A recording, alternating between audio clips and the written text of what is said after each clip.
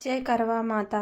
जैसा कि आप लोग जानते हैं कि अब की बार 20 अक्टूबर 2024 को करवा चौथ मनाया जा रहा है। हमारे हिंदू धर्म में करवा चौथ का व्रत, करवा चौथ का त्यौहार बहुत ही पर्व माना जाता है। हमारे भारत में बहुत ही धूमधाम से मनाया जाता है। इस दिन सुहागिन स्त्रियां अपनी पति की लंबी उम्र की कामना करती हैं। इस त्योहार को प्रेम का प्रतीक भी माना जाता है। कहते हैं इस व्रत को जो स्त्रियां ध्यान पूर्वक, विधि पूर्वक पूजा करती हैं, उसके पति की हमेशा लंबी आयु बनी रहती है। तो चलिए हम एक कहानी सुनाते हैं। अति प्राचीन काल की बात है। एक बार पांडु पुत्र अर्जुन तप करने के लिए नीलगिरी पर्वत पर चले गए थे। इधर पांडवों पर अनेक मुसीबतें पहले से ही थीं। इससे द्रौपदी ने शोक विह्वल हो कृपा की आराधना की। कृष्ण उपस्थित हुए, पूछा, कहो क्या कष्ट है तुम्हें? तो द्रौपदी ने हाथ जोड़कर कहा, मुझे क्या कष्ट है, क्या नहीं, यह बात आप तो स्वयं जानते हैं। आप तो स्वयं अंतर्यामी हैं। मुझे कष्टों के बोझ से विवल कर दिया है। क्या कोई ऐसा उपाय है जिससे इन कष्टों से छुटकारा मिल सके तुम्हारा?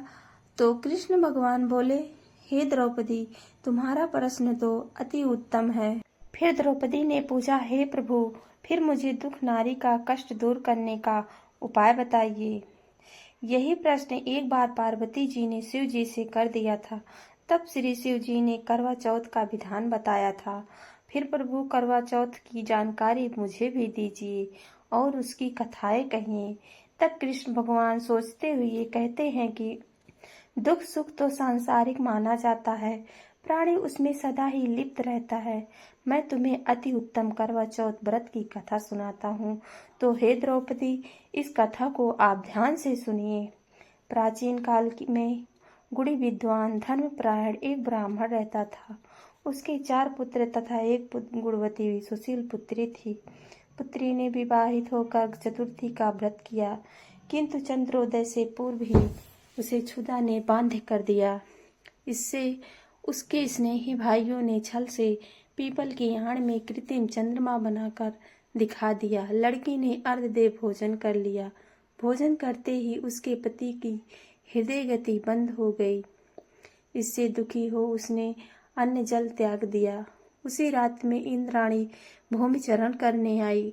ब्राह्मण पुत्री ने उससे अपने दुखों का कारण पूछा। तब इंद्राणी ने बताया, तुम्हें करवा चौथ व्रत में चौथ दर्शन से पूर्व भोजन कर लेने से तुमको यह कष्ट मिला है। तब उस लड़की ने अंजलि बांधने विनय की कि इससे मुक्ति होने का उपाय बताइए। इस पर इंद्राणी ने कहा, यदि तुम विधि पूर्वक अगली करवा चौथ का व्रत करो तो तुम्हारे पति पुनर्जीवित हो जाएंगे। तब कन्या ने ऐसा करने का वचन दिया तो उसका पति स्वस्थ हो गया। इस पर उस कन्या ने वर्ष भर प्रत्येक चतुर्थी का व्रत किया और अनंत अखंड सुहाग प्राप्त किया। श्री कृष्ण ने कहा, हे द्रौपदी, यदि तुम इस व्रत को करोगी तो तुम्हारे संकट सभी टल जाएंगे। और इस प्रकार द्रौपदी ने यह व्रत किया और पांडव सभी क्षेत्रों में विजयी हुए।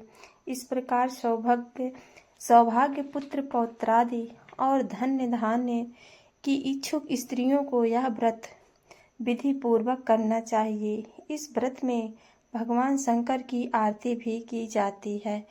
तो हे माताओं बहनों, तो हमें इस करवा चौथ का व्रत विधि पूर्वक विधि विधान नियम अनुसार करना चाहिए, जिससे माता करवा चौथ हमेशा प्रसन्न रहें। तो हे बहनें माताएं, ये कहानी आप लोगों को कैसी लगी आप लोग कमेंट में ज़रूर बताइएगा। और चैनल में नए हैं तो चैनल को सब्सक्राइब कर लीजिएगा और कमेंट में जय माता दी ज़रूर लिखिएगा। दोस्तों बाय बाय, जय माता दी।